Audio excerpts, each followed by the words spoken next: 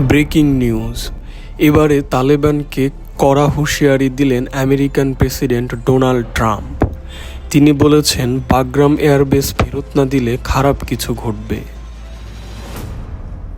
আবারও বিশ্ব রাজনীতির মঞ্চে ঝড় তুললেন মার্কিন প্রেসিডেন্ট ডোনাল্ড ট্রাম্প। এক বিস্ফোরক বক্তব্যে তিনি তালেবানকে সরাসরি হুঁশিয়ারি দিয়েছেন। তার ভাষায়, যদি তালেবান আমাদের বাগরাম এয়ারবেস ফিরিয়ে না দেয় তবে খারাপ কিছু ঘটতে যাচ্ছে। এই বক্তব্য শুধু আফগানিস্তান নয়, পুরো মধ্যপ্রাচ্য ও আন্তর্জাতিক শক্তিগুলোর মধ্যে নতুন দুশ্চিন্তা তৈরি করেছে। বাগরাম এয়ারবেসকে বলা হয়েছিল মার্কিন সামরিক শক্তির হৃৎপিণ্ড। এখান থেকেই পরিচালিত হয়েছে আফগানিস্তানে ২০ বছরের যুদ্ধ। কিন্তু ২০২১ সালে মার্কিন সেনা হঠাৎ প্রত্যাহার করলে তালেবান রাতারাতি এই ঘাঁটি দখল করে নেয়। শুধু তাই নয়, বিলিয়ন ডলারের মার্কিন অস্ত্র, হেলিকপ্টার আর যানবাহনও এখন তালেবানের হাতে। ট্রাম্পের হুঁশিয়ারি কি কেবল রাজনৈতিক নাটক, নাকি এর পেছনে রয়েছে গোপন সামরিক পরিকল্পনা?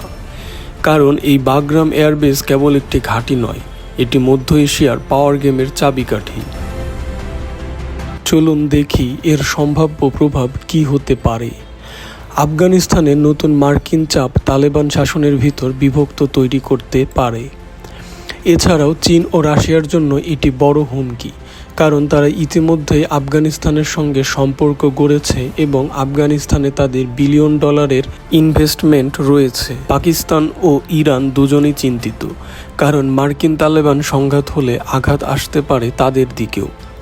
ট্রাম্পের হুঁশিয়ারির পর সবাই এখন একটাই প্রশ্ন করছে, আমেরিকা কি আবার আফগানিস্তানে ফিরে আসবে, নাকি এটা শুধু নির্বাচনী রাজনীতির খেল?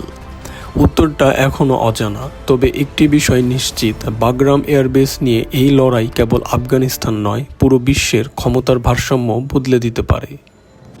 আপনি কি মনে করেন, ট্রাম্প কি সত্যি পদক্ষেপ নেবেন, নাকি এটি শুধু হুমকি? আপনার মতামত কমেন্টে লিখুন, আর নতুন আপডেট পেতে চ্যানেলটি সাবস্ক্রাইব করুন।